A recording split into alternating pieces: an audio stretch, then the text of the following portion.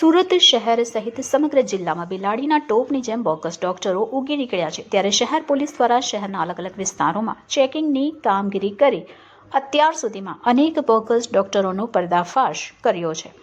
ગરીબ અને શ્રમજીવી પરિવારોના જીવ સાથે ચેડા કરી રહેલા વધુ 3 બોગસ ડોક્ટરને ઈચ્છાપુર પોલીસે ઝડપી પાડ્યા છે.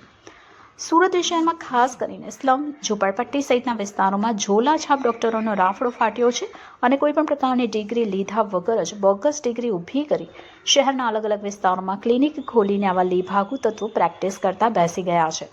ત્યારે સુરત શહેર પોલીસ કમિશનર દ્વારા ખાસ અભિયાન હાથ ધરવામાં આવ્યું છે, જેના ભાગરૂપે ઈચ્છાપુર પોલીસ દ્વારા તેમના વિસ્તારમાંથી કુલ 3 ઝોલાછાપ ડોક્ટરોને ઝડપી પાડવામાં આવ્યા છે.